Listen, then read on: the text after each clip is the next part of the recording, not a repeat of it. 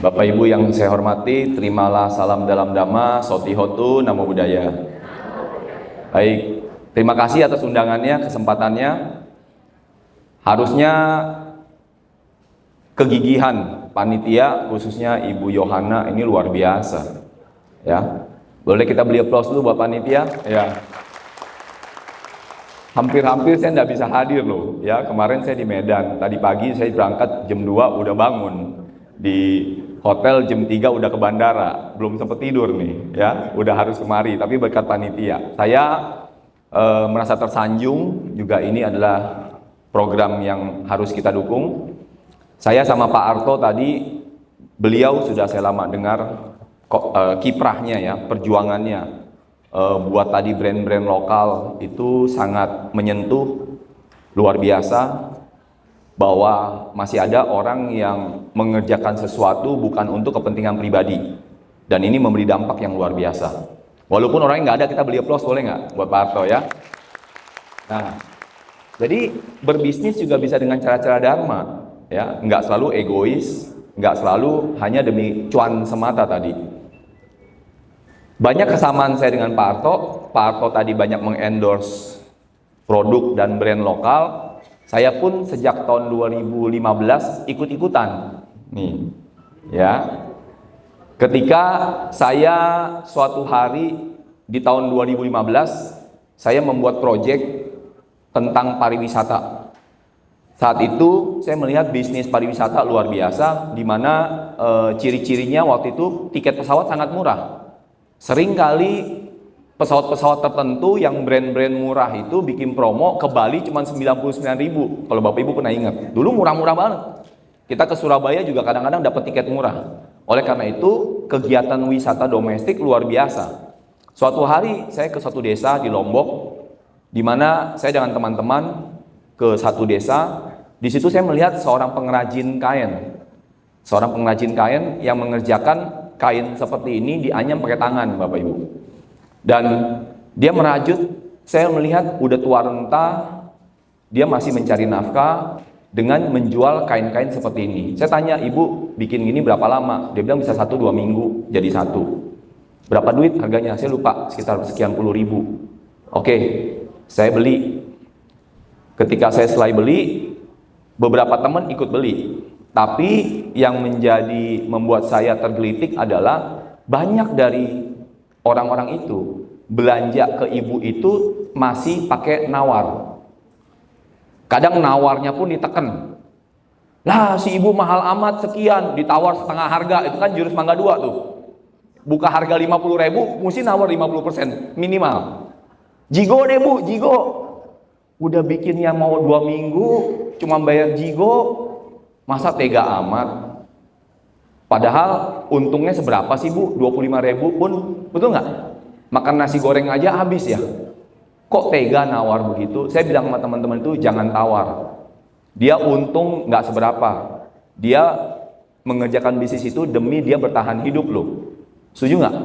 Bukan untuk beli ruko, beli kapal pesiar. Bukan demi itu, dia untuk cari makan buat keluarganya. Jangan ditawar Bapak Ibu. Banyak orang berbisnis itu nggak rela kalau orang lain cuan. Apalagi yang bisnis temennya, yang bisnis saudaranya. Kalau ada temen yang berbisnis, kita tahu nih, oh teman saya buka toko komputer, gue beli sama dia. Tapi jangan cuan mahal-mahal ya. Jangan cuan gede-gede ya. Udah tahu temen yang jualan, nawarnya gila-gilaan. Tapi kalau beli sama orang, nggak berani nawar. Dia rela tuh kamguan, kasih orang lain cuan, tapi kasih temen sama saudaranya kayaknya nggak rela deh, walaupun lebih goceng.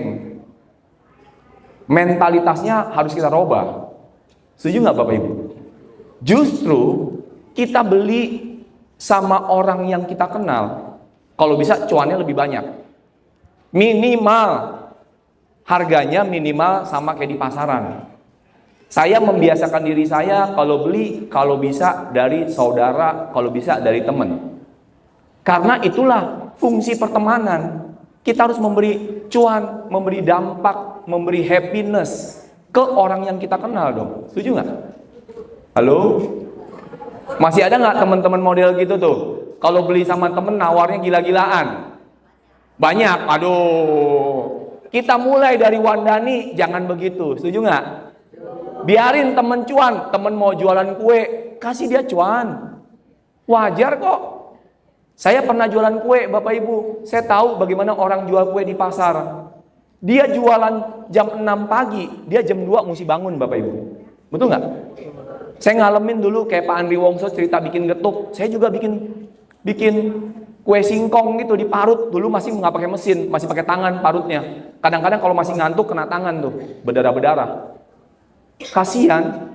Saya ngalamin kayak begitu. Sekarang kalau orang jualan kayak gitu, saya tersentuh juga. Pulang sekolah, saya lihat teman-teman saya main, saya diminta sama orang tua jualan kue keliling pakai sepeda. Karena jualan pagi di pasar belum tentu 100% ludes. Kita habis jualan, udah agak siang, baunya udah beda. Karena ini makanan Bapak Ibu ya. Karena kita nggak pakai pengawet.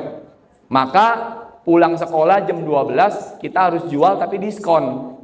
Jualnya diskon 30%. Kalau di pasar jualnya 5.000, pas udah kita keliling pakai sepeda itu udah jualnya sacenggo 3.500. Saat itu pas kita jualan, kalau ketemu orang yang nawarnya gila-gilaan, hati kita tuh sedih banget. Betul nggak Bapak Ibu? Jadi saya ngalamin, kok tega ya?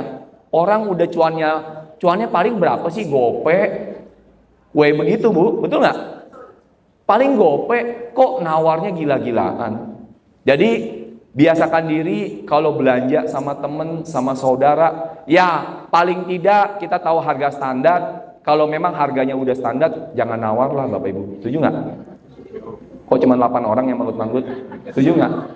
Setuju ya? Oke, tepuk tangan lu dong buat Wandani. Ya. Itu samanya saya sama Pak Arto. Ya, sejak itu kemana-mana saya pakai beginian. Kenapa? Pas orang nanya, Kevin itu apa? Oh ini kain ini beli sama ibu sana. Oh saya ke daerah lain lagi, saya ke Kalimantan dapat lagi kain ini, ke Sumatera Utara dapat lagi kain model begini. Jadi sejak itu saya pengen support lokal Bapak Ibu. Support lokal. Hanya bedanya saya sama Pak Arto. Pak Arto itu tadi jiwanya besar. Pengalamannya luas. Terbukti dari kainnya yang luas, ya.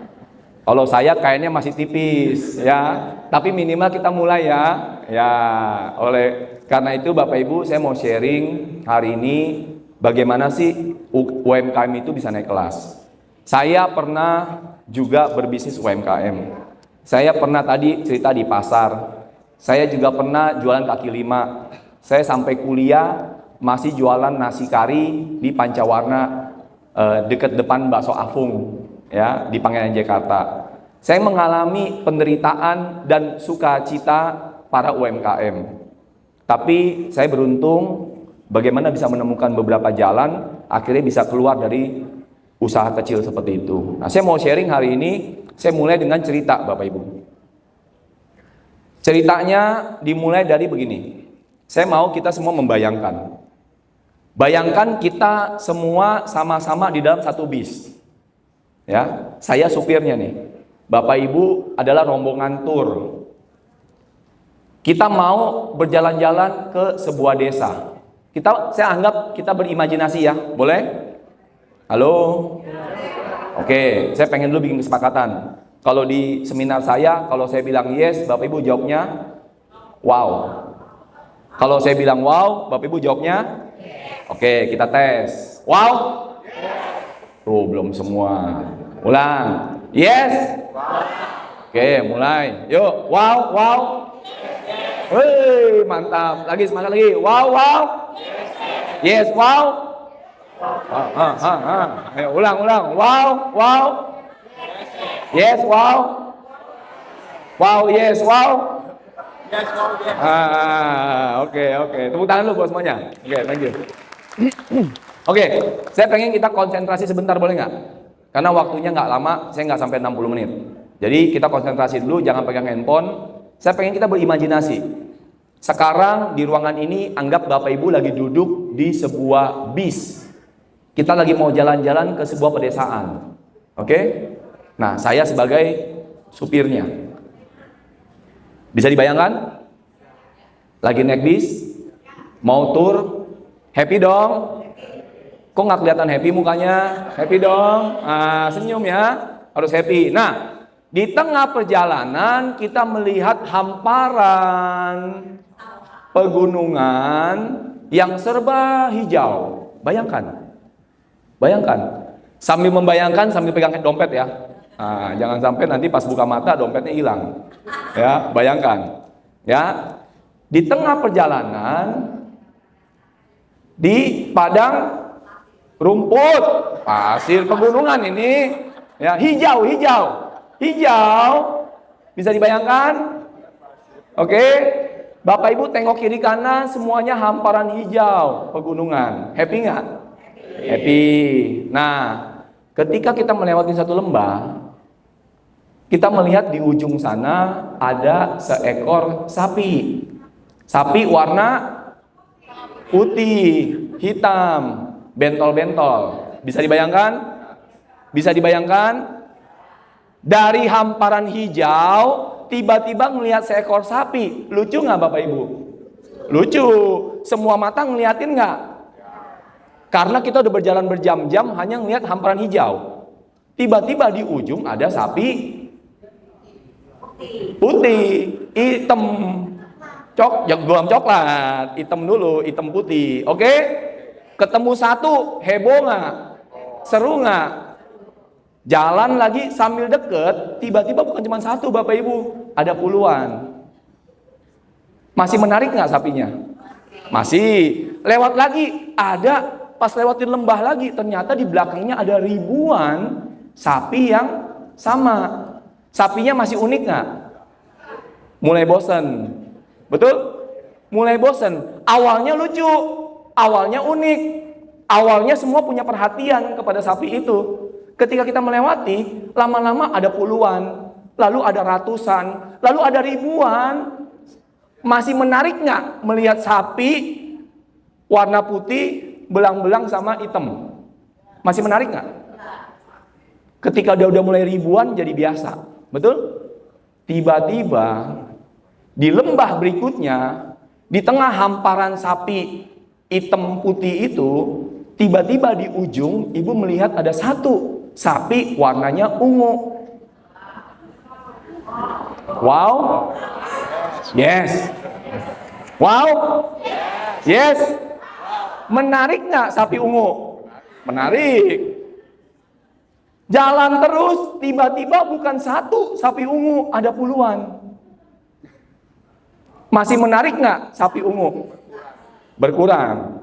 Lewat lagi lembah berikutnya, ada ribuan sapi warna ungu. Masih menarik nggak pertanyaannya? Jadi biasa kan? Awalnya menarik, awalnya lucu, awalnya lihat, ih sapi ungu, selfie. Ngelihat Pak Harto, ih Pak Harto lucu, warna ungu, selfie. Tapi udah duduk 2 bulan sama Pak Harto, masih selfie nggak? Paham nggak maksud saya? Halo? Halo? Yes? Ya? Wah, mantap. Kalau ketemu sejam, selfie Pak, selfie. Tanya orang rumah. Ketemu Pak Harto setiap hari, buka mata Pak Harto. Mau tidur Pak Harto. Masih ngajak selfie nggak? Sapi ungu dia. Paham nggak maksud saya? Oke? Nah, melewati sapi ungu, sudah semua sapi ribuan, ungu semua. Udah nggak ada yang mau selfie Bapak Ibu. Udah nggak unik. Tapi di lembah berikutnya, ada sapi warna coklat satu. Menarik nggak sapi warna coklat? Yang bilang enggak karena udah sering lihat. Saya robah deh, sapi warna hijau. Menarik nggak? Udah bosen sapi warna ungu, ngelihat sapi warna hijau, lucu nggak? Lucu. Masuk TikTok itu. Diposting. Dan seterusnya Bapak Ibu. Apa makna dari cerita tentang sapi ungu ini? Ini konsep marketing. Yang dalam sebuah buku namanya The Purple Cow, tulisan dari Malcolm Gladwell. Ini seorang pakar marketing yang konsepnya namanya The Purple Cow, sapi ungu. Apa makna cerita ini dalam konsep bisnis? Beda sendiri, yes. Apalagi? Ya, apalagi? Harus berbeda, betul? Konsep marketing namanya diferensiasi. Oke, apalagi? Sorry? Limited edition, good. Apalagi? Sambil jawab, sambil minum ya. Udah mulai serak nih, belum tidur Pak. Monggo Pak, silakan lagi. Ayo apa?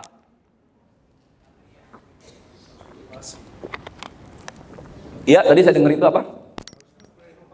Yes.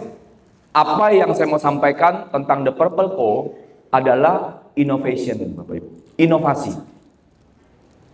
Apa kaitannya sama UMKM naik kelas? Saya mau cerita beberapa UMKM yang luar biasa naik kelas dengan konsep inovasi. Siapa yang masih ingat dengan Indomie yang dikasih cabai level 10? Kalau makan sambil mandi, bawa handuk. Dulu yang paling top namanya Indomie Abang Ade. Deket Grogol. Siapa yang pernah makan di sana? Atau minimal pernah dengar lah. Betul? Heboh nggak? Dari semua Indomie yang membosankan itu, di warung-warung biasa, Indomie kan biasa aja Bapak Ibu, betul nggak?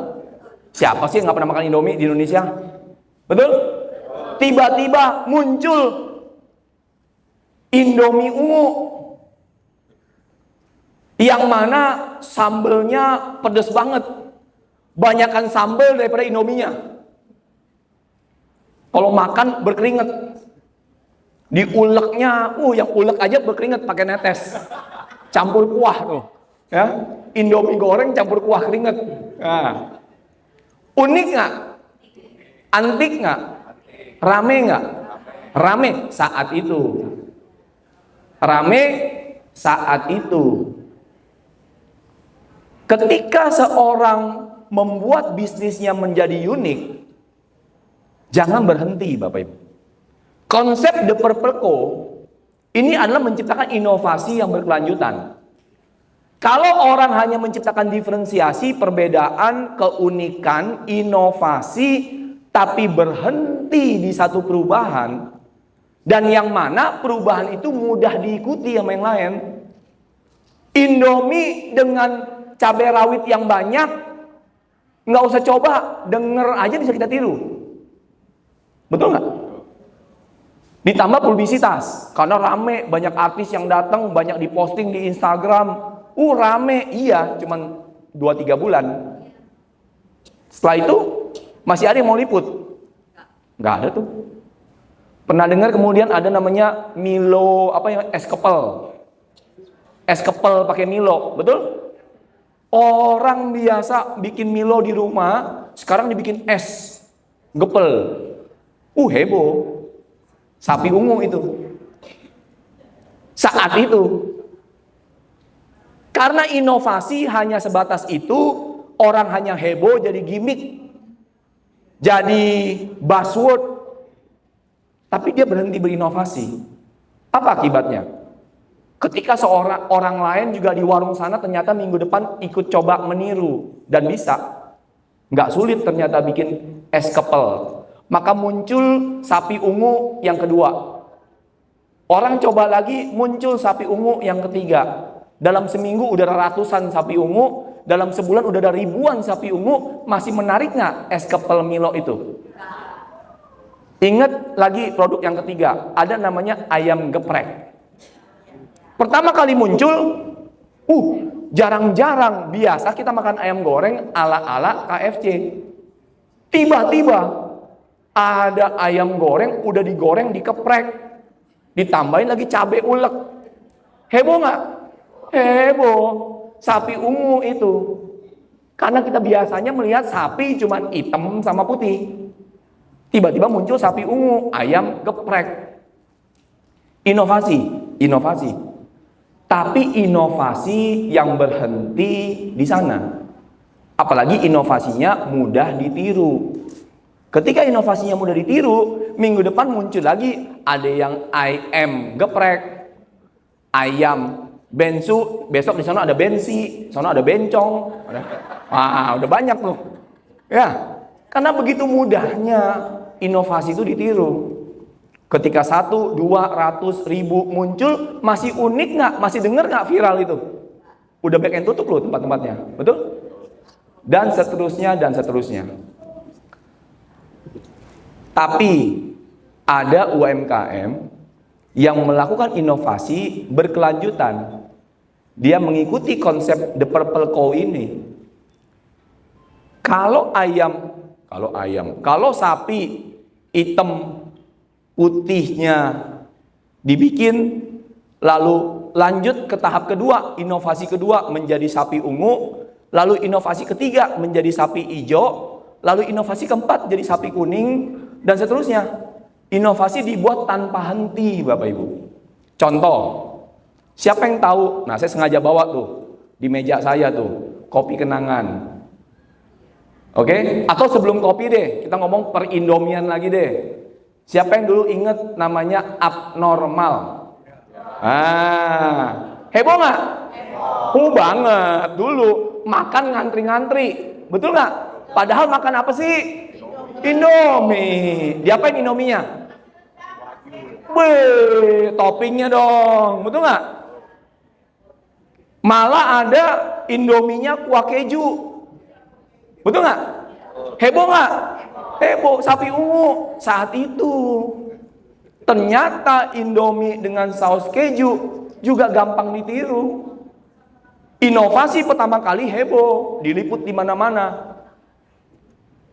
Dia menyiapkan banyak inovasi, tapi sayangnya inovasi yang dia lakukan itu dilakukan serentak, Bapak Ibu.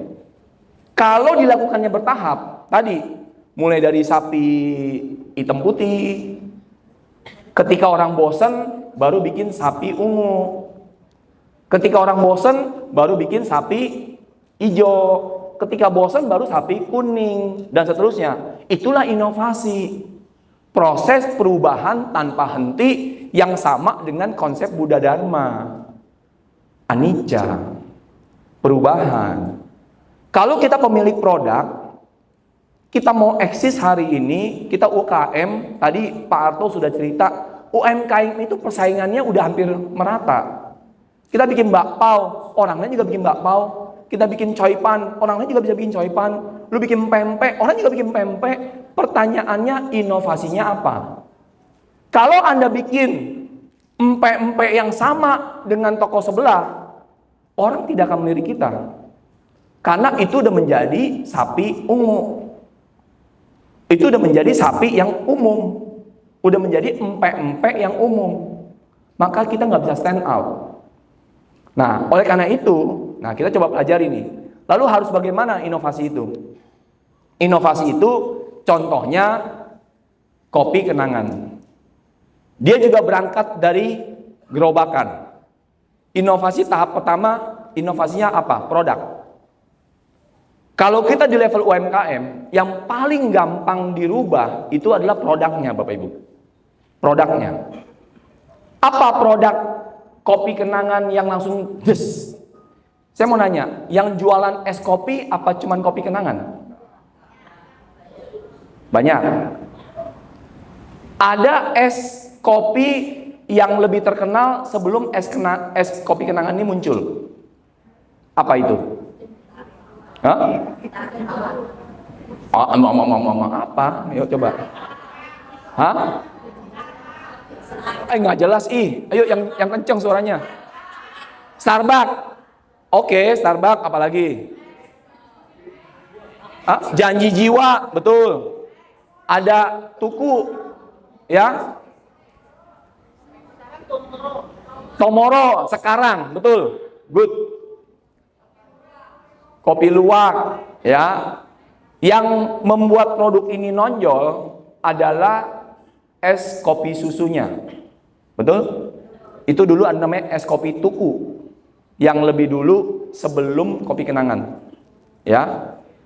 Ada 2-3 brand sebelum kopi kenangan. Dan ternyata es kopi susu ini diminati oleh lidahnya orang Indonesia. Boom, boom, boom. Apa yang kopi kenangan bikin beda? Ketika sapi-sapi ini bermunculan, ya, apa yang bikin kopi kenangan stand out? Berbeda menjadi sapi biasa menjadi sapi ungu. Apa yang dilakukan? Oke, produknya gula aren itu yang pertama kali kopi kenangan.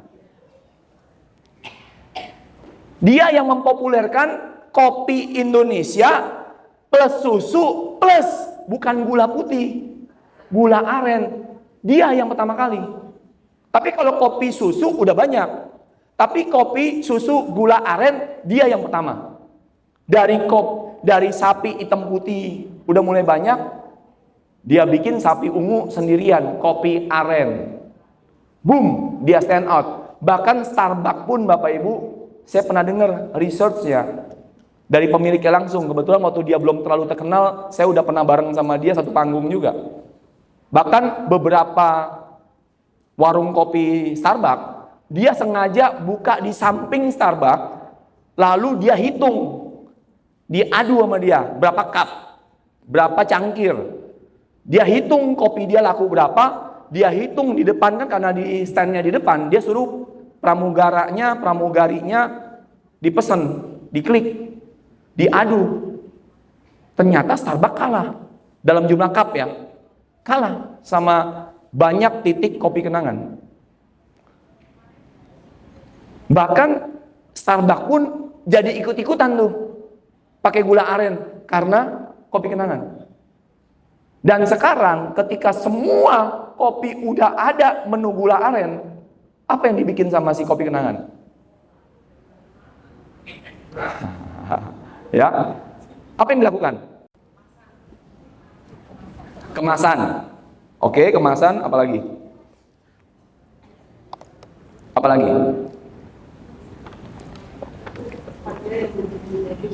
Iya.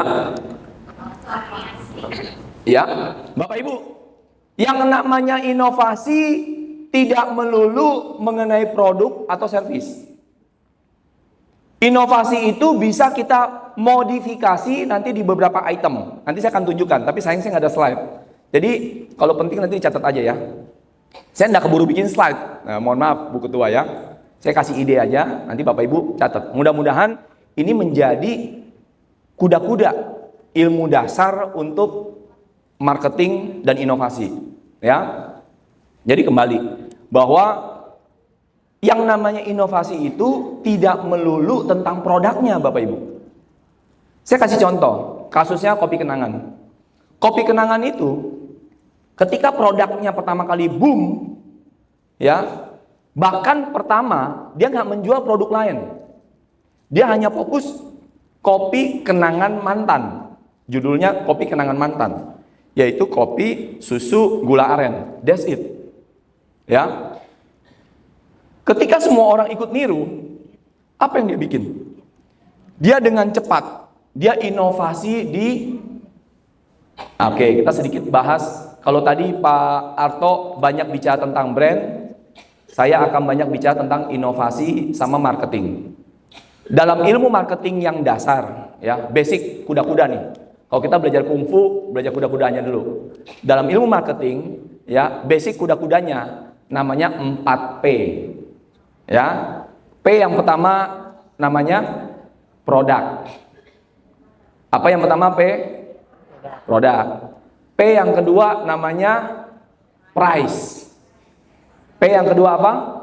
Price. P yang ketiga namanya place. Place, tempat. Place. P yang ketiga apa? Place. P yang keempat namanya promotion. P yang keempat namanya promotion. Oke, saya ulang. P yang pertama apa? P yang kedua? P yang ketiga? Place. P yang keempat? Promotion. Nah, dengan Bapak Ibu tahu arena yang bisa kita buat inovasi, kita bisa coba di 4P itu. Contoh dalam kasus kopi kenangan, dia bikin yang namanya price. Kopi kenangan adalah kopi pertama, bukan kopi pertama, tapi kopi yang berkualitas, tapi dengan harga yang sangat murah. Kalau kopi Starbucks rata-rata 60.000 per cup, dia masih jual di bawah 20.000 saat itu. Dia mulai dari 17.000, 18.000, 19.000, sekarang udah mulai 20.000. Tapi naiknya cuma 1.000. Bagaimana bisa murah? Itu nanti ilmunya beda lagi. Itu namanya Blue Ocean Strategi. Itu kalau mau bahas bisa 2 hari 2 malam. Boleh nanti Wandani undang saya. Tapi special price. Kita ngomongin P yang kedua nih, price ya. Itu strategi namanya Blue Ocean Strategi. Tapi kembali lagi, kalau kita bicara price, Kopi Kenangan ini menerapkan strategi price yang luar biasa. Dia menjadi satu-satunya kopi yang masuk mall saat itu ya, kopi yang masuk mall tapi harganya ditekan di bawah 20.000. Kalau tadi yang saya sebut kopi pendahulunya seperti kopi Tuku, Janji Jiwa, itu belum berani main di mall saat itu. Hanya mainnya di pinggir-pinggir jalan untuk neken kos. Tapi Kopi Kenangan berani langsung, dia sekaligus price sama place. Place itu artinya di mana produk kita bisa ditemukan oleh konsumen. Di mana produk kita bisa bersentuhan sama konsumen, itu namanya place. Nah, Kopi Kenangan itu langsung membuat inovasi yang pertama. Jadi dari rumput hijau dibikin sapi hitam putih berupa produk, berupa gula aren. Lalu ketika banyak yang tiru, dia mulai masuk ke P yang kedua, price sama place. Ya, dia masuk ke mall-mall. Karena orang taunya, orang-orang kantoran kalau minum kopi udah pasti di atas Gobantun lah. Ya, rata-rata. Dia yang pertama bikin di bawah Nobantun. Itu udah price sama place-nya langsung bersamaan. Itu sapi ungu lagi. Lalu ketika mulai banyak kompetitornya ikutin dia masuk ke mall dengan harga yang sama, apa yang dilakukan? Dia bikin sapi kuningnya apa? Apa sapi kuningnya Kopi Kenangan? Ada yang ikutin nggak? Dia bikin aplikasi. Bukan TikTok, aplikasi. Yang mana kopi-kopi yang lain nggak kepikiran. Even, saya nggak tahu, even Starbucks aja nggak bikin mobile app, kecuali dompetnya ya. Tapi mobile app-nya Starbucks ada nggak? Saya nggak ikutin, kayaknya nggak ada. Apalagi kopi lokal kita. Itu inovasi yang ketiga, yaitu sapi kuning. Kalau nanti semua orang sudah bikin mobile app juga untuk beli kopi, mungkin dia akan ngeluarin inovasi yang lain lagi, Bapak Ibu. Bisa dipahami? Inilah yang disebut dengan innovation. Ya. Oleh karena itu, kalau Bapak Ibu di bidang UMKM, pertanyaannya berarti saya harus mulai dari mana inovasinya? Saya kasih sharing singkat tentang marketing. Bapak Ibu, kalau kita bicara tentang marketing atau pemasaran, apa yang dimaksud dengan marketing? Ayo, apa yang dimaksud dengan pemasaran atau marketing? Boleh bantu saya? Apa Bu? Menawarkan produk. Oke. Menawarkan produk. Oke, good. Apalagi?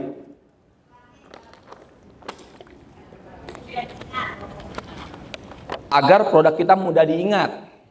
Jadi marketing itu adalah sesuatu kegiatan yang membuat produk kita mudah diingat. Oke? Apalagi? Good. Menawarkan sesuatu mudah diingat. Apa itu marketing? Promosi. Oke? Apalagi? Apa Bu? Kata-kata mudah diingat. Oke, apalagi? Apa itu marketing? Halo? Ini hadir 3.728 orang. Kok nggak kedengeran suaranya? Hah? Apa itu marketing, Bapak Ibu? Kalau kita ngerti konsep ini, Bapak Ibu kalau bikin produk, bikin servis, bikin perusahaan, 80% udah sukses. Ya, apa? Apa itu marketing? Iya Bu. Mempertemukan penjual dan pembeli. Good. Apalagi? Ayo, come on. Bapak Ibu, saya kuliah marketing di Institut Bisnis Indonesia. Sekarang Quick Anji namanya. 4,5 tahun Bapak Ibu untuk belajar ilmu ini. Ini ilmu marketing. Apa itu marketing? Memasarkan. Iya, itu pemasaran. Marketing adalah pemasaran. Jadi apa itu pemasaran? mengenalkan produk ke masyarakat. Oke, good. Apalagi kita tampung semua nih, kita tampung. Oke, dari banyak sekali jawaban ilmu-ilmu marketing, saya mau kasih satu yang pendek supaya nggak usah jelimet. Mau nggak Bapak Ibu? Tuh kan, cuma 12 orang yang mau. Mau nggak? Hah? Yang kenceng dong, mau gitu. Tuh nggak semua, yes. Wow. Marketing dalam bahasa sederhana ini yang dijawab oleh profesor marketing namanya Philip Kotler. Dia ditanya sama mahasiswa, "Profesor, marketing itu begitu banyak, termasuk brand. Brand itu bagian dari marketing. Tadi mengenalkan ke pasar itu bagian dari marketing. Promotion bagian dari marketing. Mempertemukan penjual dan pembeli bagian dari marketing. So, apa itu marketing? Marketing adalah, saya nggak perlu jelaskan panjang lebar menurut profesor. Dalam kalimat yang singkat, marketing adalah find the needs, then fill it. Ini bahasa Jawa. Saya ulang ya. Marketing adalah melihat kebutuhan lalu penuhi. Itu marketing. Tadi yang Pak Arto cerita, semakin banyak orang bertumbuh, ada 8 miliar, banyak nggak kebutuhan orang? Kebutuhan, kalau bahasanya Pak Arto, masalah. Tapi kalau dalam bahasa marketing, itu kebutuhan. Ada nggak orang butuh beras? Ada nggak orang butuh minum?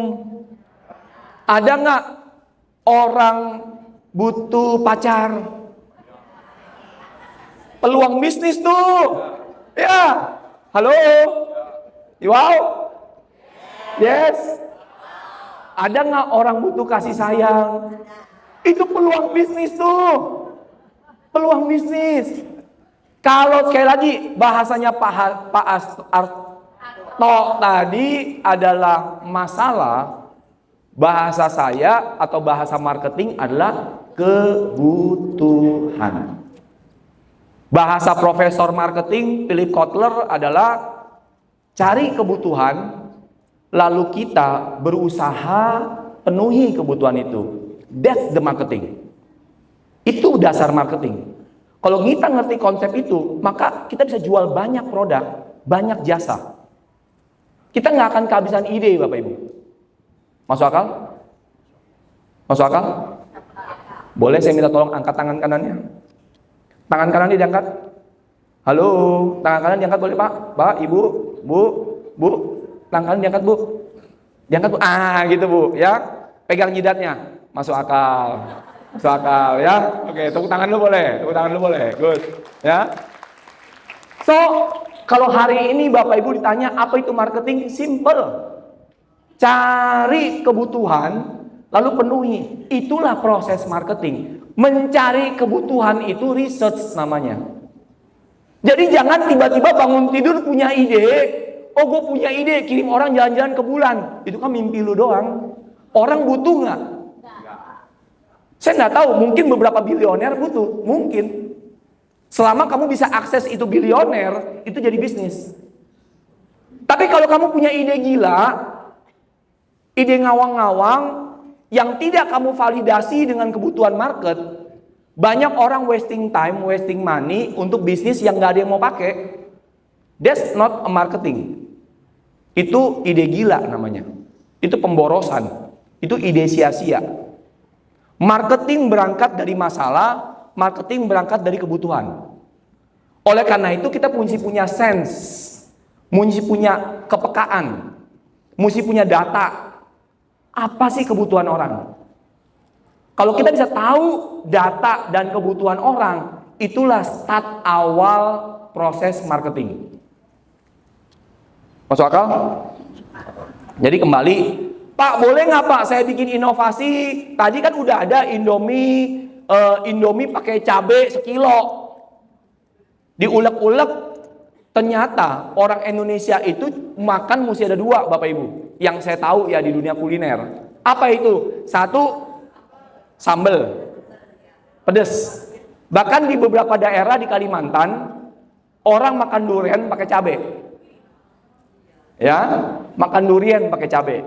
Ya, jadi sambal begitu merakyatnya di Indonesia. Yang kedua, orang Indonesia suka makan kerupuk.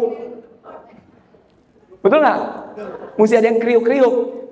Maka muncul Indomie kriuk. Itu inovasi. Betul? Sapi ungu. Yang dulu Indominya membosankan, lalu muncul ada Indomie kriuk-kriuk. Itu inovasi. Oke? Nah, kembali. Kalau gitu Pak, kalau ada Indomie pakai cabai sekilo laku keras, saya mau bikin juga inovasi berikutnya. Semua udah pada pakai cabai, mungkin udah bosen. Saya mau bikin inovasi berikutnya. Indomie pakai kunyit sekilo. Inovasi nggak? Inovasi tapi bukan marketing.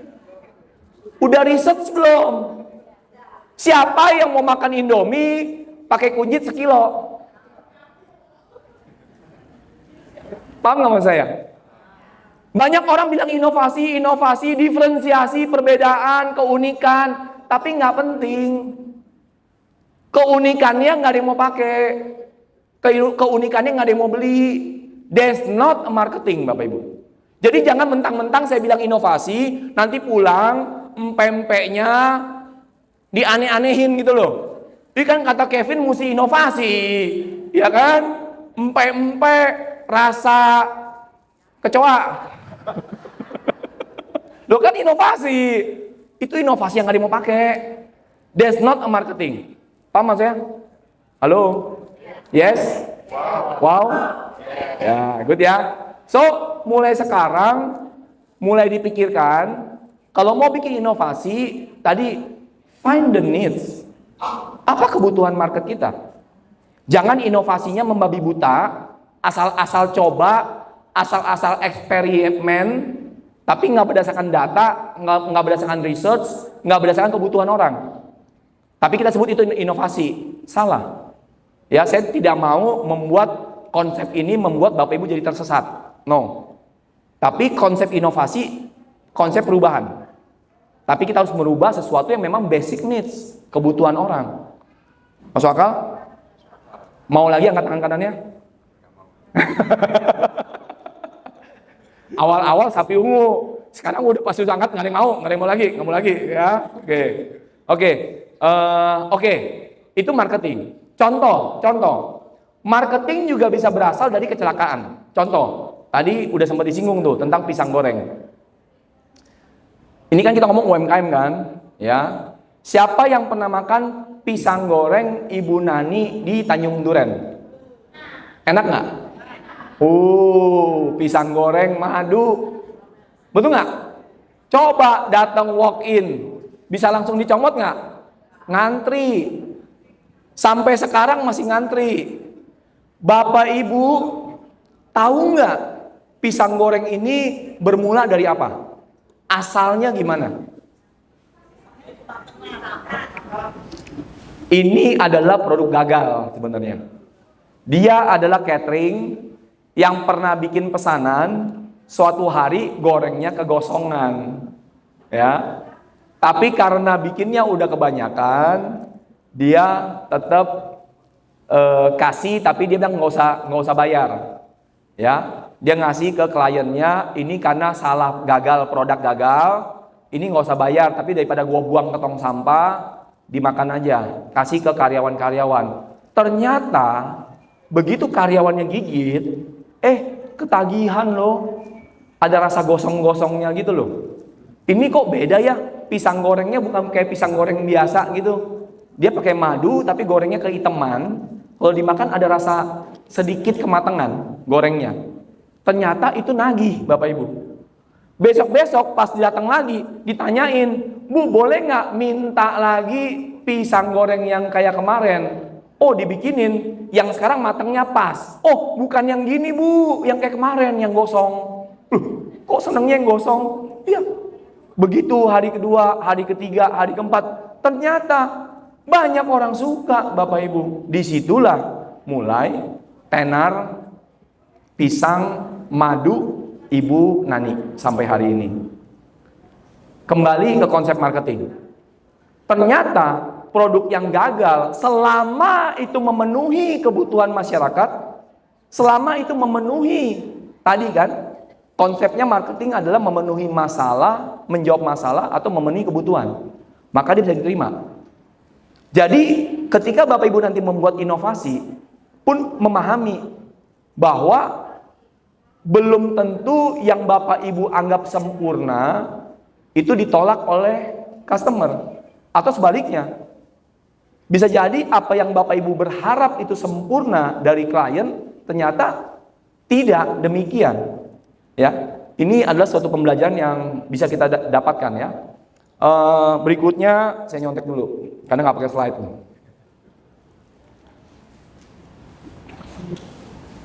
Oke, nah terakhir saya mau sharing tentang, jadi tadi sudah tahu tentang konsep filosofi tentang marketing. Sekarang saya mau sharing tentang tadi strateginya. Oke, mau nggak Bapak Ibu? Mau. Oke, ini mau mahal loh ya. Biasa kalau sharing di perusahaan di tempatnya Bu Weni dibayar mahal loh ini loh ya. Tapi demi Wandani free ya. Ya. Oke, tadi marketing secara basic itu adalah tadi find the need then fill it. Lalu turunan dari itu ada 4P. Masih ingat P yang pertama tadi apa? Product, price, place, promotion. Ya. Nah, seiring dengan perkembangan zaman, strategi marketing berkembang lagi bukan cuma 4P, tapi namanya 7P. Saya ulang, saya akan bahas satu-satu. Produk tadi seperti yang kita gambarkan, produk kita harus memenuhi kebutuhan orang. Ya. Walaupun tadi boleh nggak pakai produk yang mahal? Boleh. Boleh nggak produk murah? Boleh.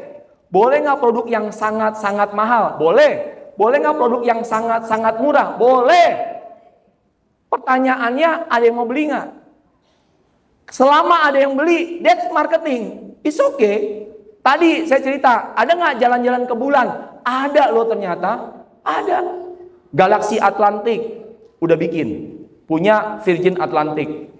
Ya. Lalu Elon Musk bikin namanya roket penjelajah. Apa namanya? SpaceX. Bukan hanya kirim satelit, dia juga menyiapkan nanti kirim orang. Ada nggak yang kayak gitu? Ada. Tur kalau jalan-jalan kemana sih kalau kita tur? Oh ke Bali. Itu biasa banget tuh. Biasa banget, betul nggak? Oh mau yang ekstrim, pengen ke kutub. Udah.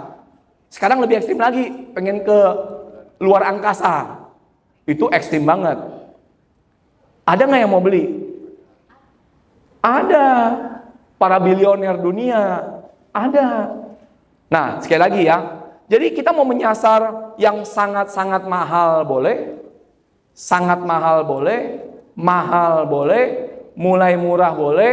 Murah-murah boleh. Sangat-sangat murah juga boleh. Boleh. Jadi itu pilihan. Sekali lagi, pertanyaannya, validasinya, benar salahnya ketika ada yang mau beli, ada yang mau bayar. That's the point. Kalau tentu seperti piramida, seperti gunung, makin tinggi makin sedikit. Itu udah rumus umum. Kalau kita memilih eksklusif, tadi contoh tadi tas branded. Tas branded yang di Paris itu limited, terbatas. Jumlah produksinya bukan pakai mesin yang non-stop. Bukan pakai kulit Cibaduyut. Paham ya? Tapi dia seperti pucuk piramida. Di ujung ini pasti sedikit. Dia mulai membesar, membesar dan membesar. Karena memang market di masyarakat memang yang murah, yang banyak. Itu pilihan. Ya. Itu produk. Yang kedua tadi price. Ya. Price boleh nggak inovasi di price? Contohnya apa? Dulu saya ingat ya, ketika tahun 80-an, tahun 90-an, kalau kita beli properti, beli mobil, masih banyak yang cash. Betul nggak? Lalu ada inovasi cara pembayaran, dicicil. Itu inovasi price.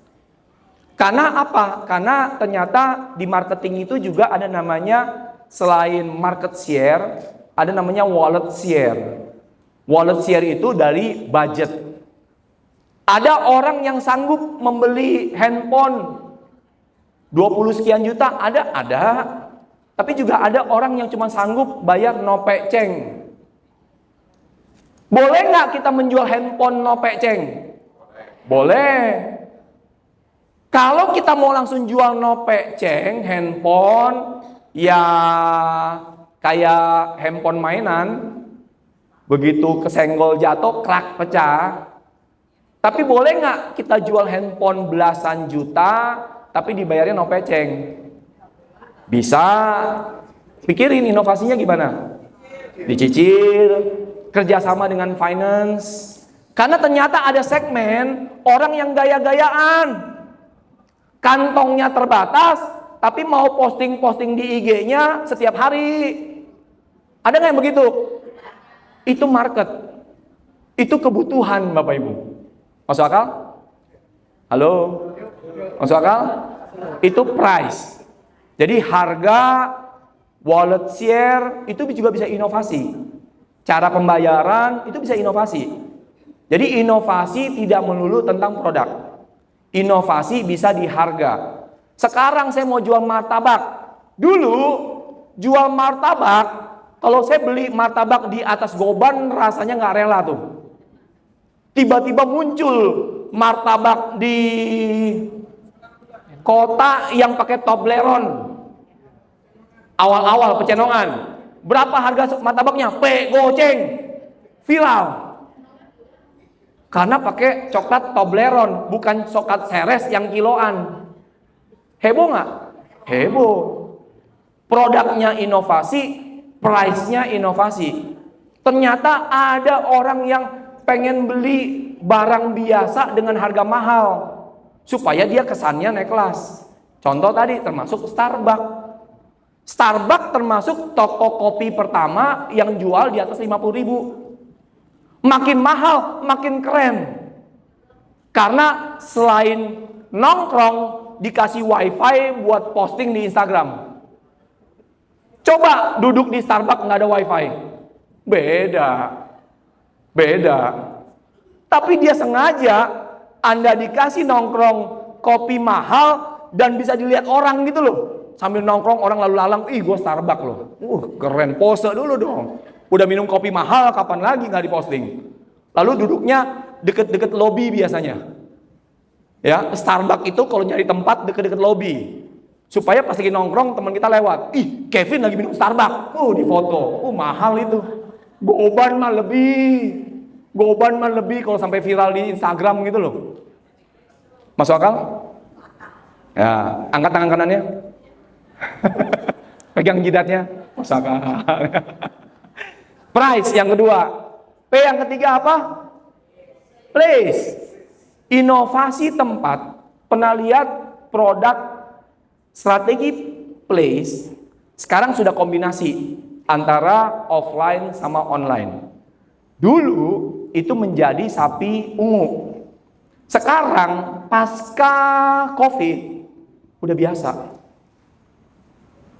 Kalau dulu kita masuk produk di online, kayaknya keren. Tapi sekali lagi itu udah bukan sapi ungu, Bapak Ibu. Maka kita harus pikirkan cara yang lain. Ya, kita harus ada inovasi. Lalu place juga di beberapa mall itu ada strategi namanya pop up marketing. Gini loh, contohnya gini.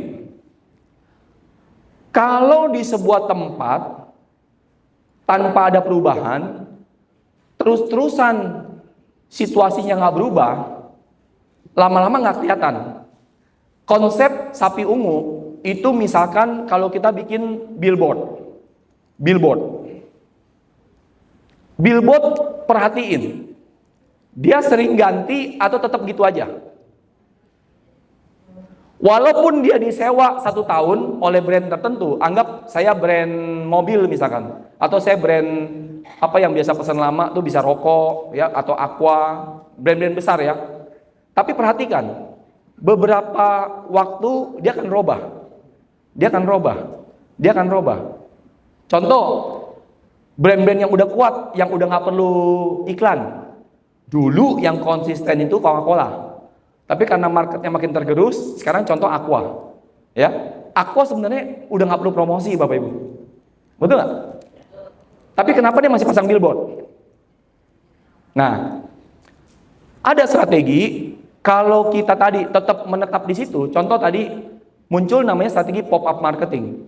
Di mall-mall, dia menyisakan ruang-ruang khusus di mana setiap minggu atau setiap bulan akan ada perubahan-perubahan penjual di sana. Khususnya di Void biasanya.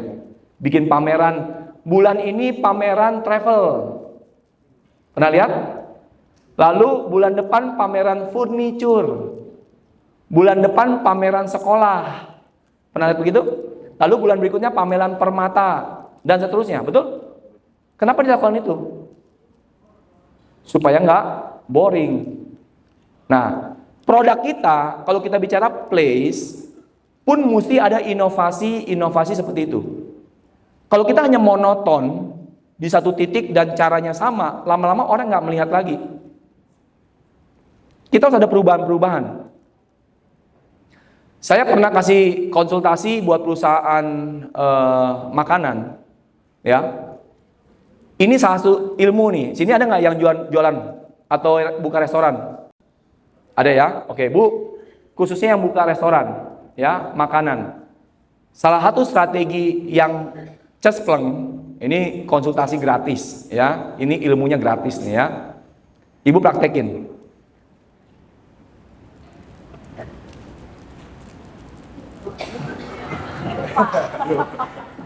Oh, 5 menit lagi. Siap. Langsung hang saya. Ya. Ini konsep, Ibu terapin konsep sapi ungunya begini.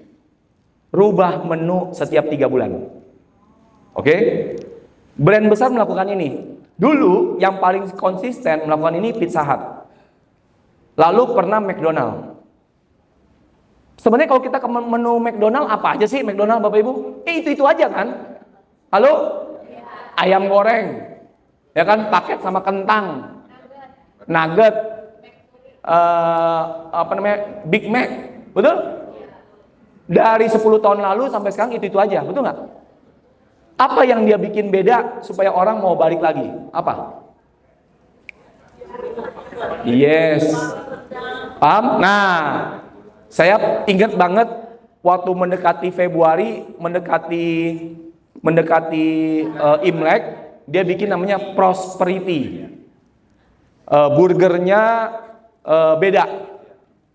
Tapi ketika lewat Februari, ibu pesan lagi, Mas, saya mau pesan burger Prosperity, udah nggak ada. Karena hanya event.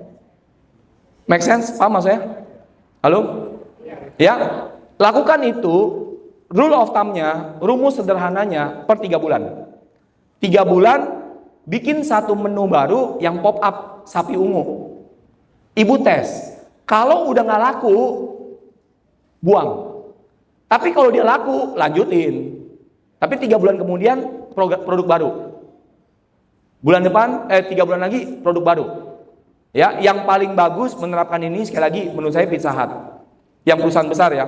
Nah, maka kalau saya ngasih tips ke perusahaan-perusahaan yang makanan, itu sederhananya begitu. Lalu lihat yang di mall-mall. Ini jagoannya Bu Weni dan kawan-kawan nih. Pernah nggak lihat pajangan-pajangan ya di depannya, di depan mall, tampilan di mall nggak berubah selama setahun, pernah nggak? Dia harus rubah setiap periodik. Ada yang per bulan, tergantung kebijakan. Ada yang setiap bulan dia robah. Zara itu setiap bulan dia robah. Oke? LV juga sama. Sekian lama dia akan robah tampilan. Saat-saat tertentu dia launching new product. Saat-saat tertentu dia launching new product. Itu konsep sapi ungu, Bapak Ibu. Oke? Make sense? Make sense? Ya. Place juga demikian. Dan yang terakhir tadi yang keempat apa? Promotion. Promotion itu bagaimana produk kita dikenal, produk kita menjanjikan sesuatu, produk kita konsisten akan sebuah pesan. Itu promotion. Nah, tips tambahan 3P tambahan. Yang P yang kelima itu people. orang. Masih ingat ada bank warna biru yang terkenal adalah satpamnya. Bank apa itu? BCA. Hanya bank BCA yang satpamnya lebih ramah daripada teller. Lebih ramah daripada CS. Coba Bapak Ibu ke bank yang lain. Galak-galak, sangar-sangar, ya. Tapi yang menjadi pembeda, salah satu ya, tentu banyak pembeda, tapi salah satu yang menjadi pembeda dari bank BCA adalah people khususnya di satpam. Kenapa? Karena satpam adalah orang yang paling dekat sama konsumen. Sebelum konsumen nyampe ke meja CS, dia dulu berhadapan sama si satpam. Kalau satpamnya kumisan bau amis, orang jadi bete. Betul nggak? Tapi kalau dia udah first impression, sentuhan pertama sama manusianya udah happy, maka layanan berikutnya lebih plong. Ya, orang bilang, ya ini maaf-maaf lah ya, dulu ada istilah bang capek antri. Kalau ke sono nggak lebih dari setengah jam udah hebat, Anda prioritas. Tapi kalau Anda rakyat jelata, 45 menit lah, siapin waktunya. Betul nggak? P yang kelima people, P yang keenam proses. Proses pun bisa inovasi. Cari kebutuhan orang, buat inovasi di proses, bisa. P yang ketujuh namanya physical evidence. Physical evidence itu adalah segala sesuatu yang tampak, mulai dari merek, mulai dari warna, mulai dari ruangan penerima tamu, resepsionis, website, kemasan produk, itu semua kumpulan-kumpulan itu namanya physical evidence. UKM udah harus mulai memperhatikan physical evidence di produknya. Brand yang konsisten, menggunakan font yang sama, menggunakan warna yang konsisten, mau pakai merah, merah yang ini, bukan merah yang itu. Merah aja macam-macam Bapak Ibu, biru aja macam-macam. Paham maksudnya? Konsisten. Udah time out, saya tahu. Sebentar lagi, ya. Nanggung. Kalau saya berhenti di 6P nanti nggak bisa pulang, nggak bisa tidur nanti.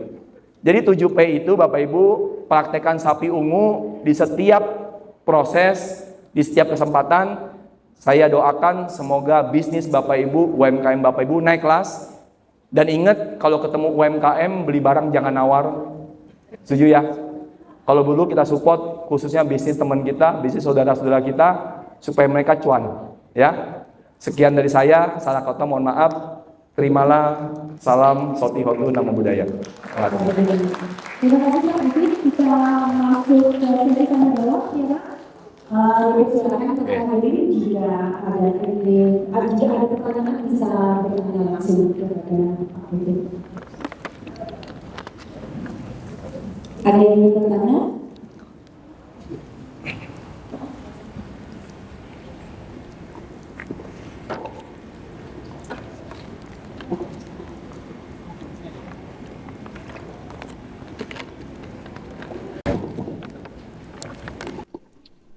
Siang, Pak Kevin. Iya, siang Pak. Saya mau tanya ya, kalau di zaman sekarang, kita yang wira swasta di level pedagang tradisional, kita mau bersaing dengan minimarket modern seperti Alfamart dan Indomaret. Kira-kira trik apa yang bisa kita lakukan untuk bisa bersaing dengan mereka? Karena di kalangan teman-teman saya kan banyak yang beberapa tahun ini terpukul ya, karena ketika kalau semua kalau Indomaret itu kan mereka banyak triknya ya, caranya yang pasti dari satu modal kan mereka kuat. Contoh di Alfamart itu ada yang namanya tebus murah. Atau seperti sekarang kan ada mereka bikin satu game permainan yang diputar, misalkan belanja 75.000, nanti kita pencet tombol apa, kita sudah berhadiah minuman, biskuit, atau hal yang lainnya. Itu pertanyaan dari saya. Terima kasih. Baik, terima kasih. Pak siapa namanya Pak? Pak Judi, Pak Rudi, Pak Rudi siap. Pak Rudi dari Sukabumi. Baik, jauh-jauh amat Pak kemari Pak. Wah, siap. Oke, saya udah kasih jurusnya Pak. Innovation, 7P.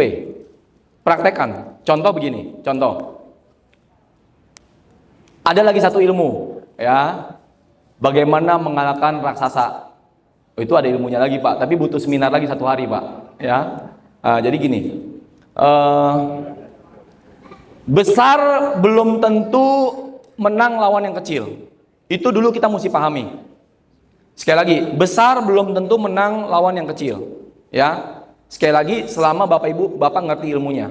Jadi gini, jual produk yang lebih mahal belum tentu nggak laku. Bapak jual toko kelontong, jual aqua nggak Pak? Jual aqua? Hah? Oh tadinya ada, sekarang udah nggak ada. Ada air minum dalam kemasan nggak Pak?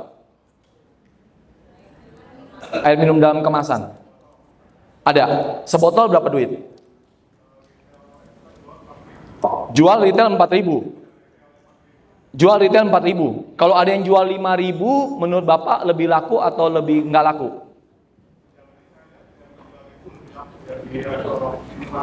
5.000 bisa lebih laku daripada yang 4.000. Kalau ada yang jual lagi 6.000 Pak, bisa lebih laku nggak sama yang 4.000? Ada yang jual lagi 7.000, ada yang jual lagi 10.000 Pak, bisa lebih laku nggak Pak sama yang jual 4.000? Menurut Bapak? Bisa ada kemungkinan ya yang itu, tapi yang pakai itu juga bisa ada kemungkinan nggak juga. Oke, pertanyaan saya, kalau ada yang jual 10.000 bisa laku nggak Pak?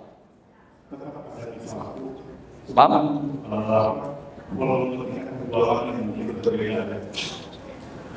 Ya, saya tadi pagi baru beli aqua 10.000 Pak.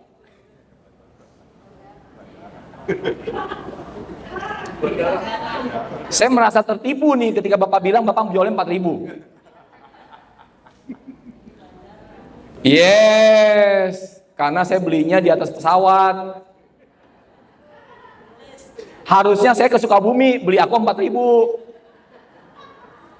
That is place. Paham Pak? Saya tidak bergerak di bidang kelontong, jadi saya tidak tahu persis apa yang harus dilakukan. Itu harus research. Makanya saya bilang saya kasih ilmunya. Bapak praktekkan.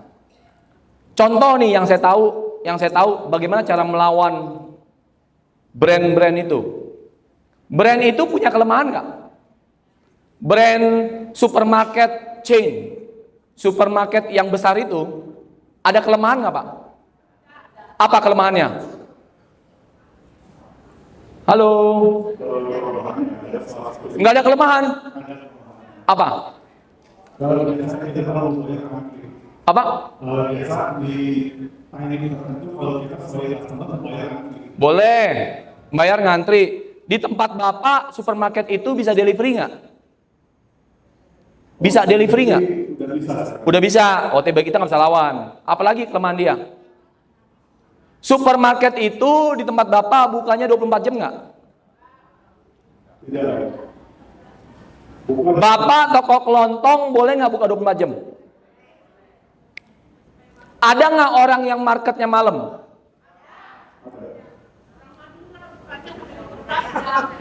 Enggak 24 jam Bu, 7 hari, 31 hari. Paham maksudnya? Find the need then fill it. That's marketing Pak. Cari kelemahannya dan apa kebutuhan orang, penuhi. Itu marketing. Kalau Bapak hanya bersaing di level yang sama, produk dia lebih banyak, harga dia lebih murah, delivery lebih bersih, tampilan lebih nyaman, ada AC, lu nggak bisa bersaing kalau fight-nya sama. Paham maksudnya? Cari pembeda, cari inovasi yang dibutuhkan oleh pasar kita. Maka penuhi. Saya percaya tidak ada satupun bisnis yang perfect Pak.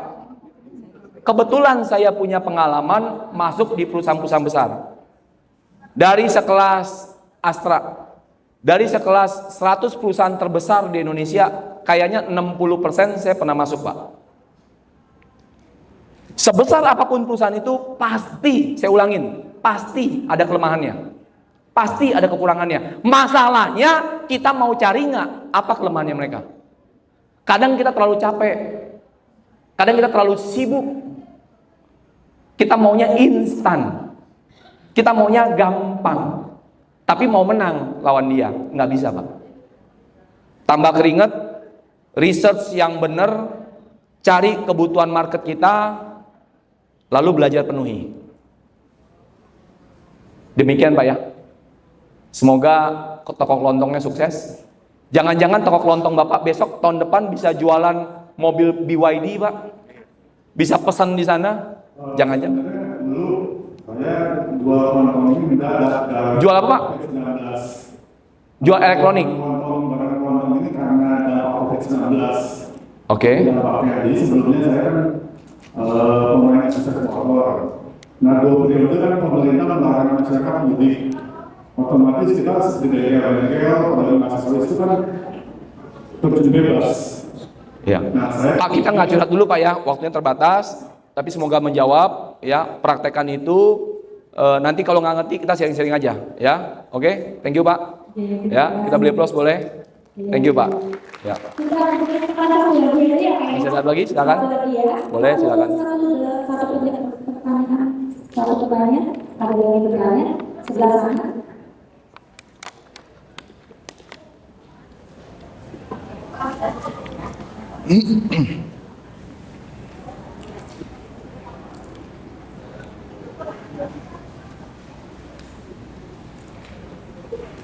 Siang Pak Kevin itu. Tadi saya dengar dari Pak Kevin itu tentang price, produk dengan place. Kebetulan saya flashback sebentar karena suami 30 tahun yang lalu memang buka pedagang bakmi. Lalu sekarang ini karena anak sudah dewasa, namanya anak zaman Gen Z ya. Jadi mereka inovasi dan akhirnya produknya itu dibuat bakminya itu mangkoknya bisa dimakan. Oke. Gitu. Lalu place. Ya. Place itu masih di zaman masih di sekitar Chinatown gitu. Oke. Karena memang pangsa pasarnya untuk Market di Chinese. situ ya. Oke. Tapi price-nya itu otomatis karena baru produk dianggap anak-anak kami sebagai perundingan kita sekeluarga dianggap produk baru itu kayaknya price-nya untuk tinggi itu sulit gitu loh. Berapa harganya sekarang Bu? Per porsi berapa minyak? 45. Oke. Oke. Untuk bakmi kategorinya udah middle itu ya? Iya. Iya. Malah udah agak-agak up. Iya. Kalau untuk karena- bakmi ya? Iya, cuma karena saya pikir karena itu bakmi itu makanan semua mayoritas orang gitu loh penggemarnya gitu. Apa tuh? Bakmi apa? Mayoritas penggemarnya banyak gitu loh. Iya, tapi bakmi 45.000 nggak semua orang mau beli Bu.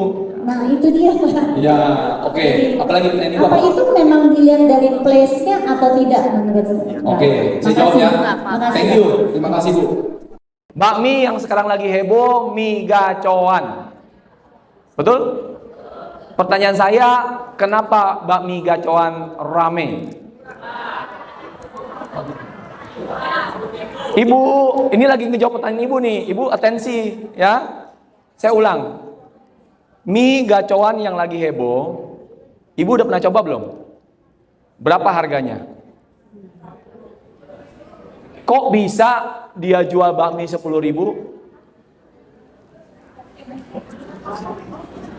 Ya, paham maksudnya? Bu, saya kasih tips ya. Saya kasih tips. Ibu bikin juga mie murah. Jadi ini biar heboh. Tapi kalau kita ke bakmi gacoan, pesen bakmi 40.000 ada nggak? Tambah topping, tambah topping, tambah topping 40.000 juga Bu. Paham maksudnya? Jadi kalau ibu mau bikin produk, kasih full produk 40.000 boleh. Tapi siapkan juga mie yang bango. Paham maksudnya? Bikin mie bango, promosikan. Setiap hari Rabu, Siban, buy one get one free. Atau buy one get two free. Tapi, mie sama toge. Bercanda. Maksud saya, produk silakan inovasi. Tapi bikin yang ada menariknya. Bisa nggak mie jual bango? Jujur, bisa. Saya tahu modalnya Bu. Saya dulu kan juga jualan. Saya tahu. Biar pasti bisa. Tapi itu cuman buat pemancing. Paham?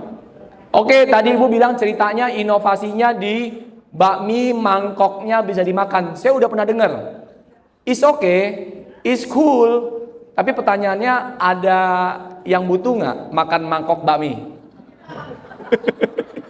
I don't know. Mungkin ada yang suka. Saya nggak tahu ya, sekali lagi Bu ya. Kunci tadi inovasi apa? Kunci inovasi tadi apa? Inovasi tapi jangan melupakan marketing. Apa itu marketing? Find the needs then fill it. Paham ya? Sekali lagi, saya tidak menghambat inovasi, tapi pastikan inovasi Anda itu dibutuhkan masyarakat. Paham? Jangan asal beda, saya bikin bakmi dengan cabai paling mahal atau dengan cabai India. Gua nggak tahu, ada yang mau nggak? Gua nggak tahu. Mesti research. Paham nggak Bu?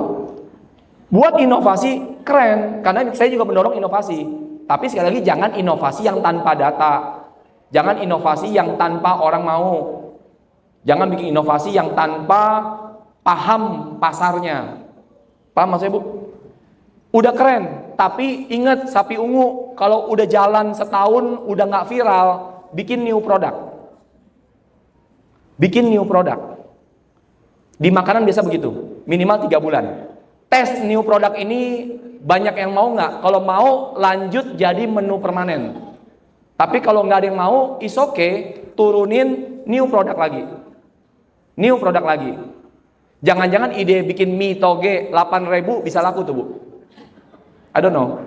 Oke Bu? Paham? Ya, sukses ya. Saya rasa demikian ya. Baik, thank you semuanya. Lagi terima kasih. Dan akan diberikan kepada fungsi kepada PKI. Kami persilakan.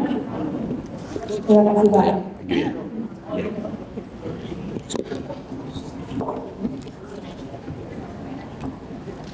Iya.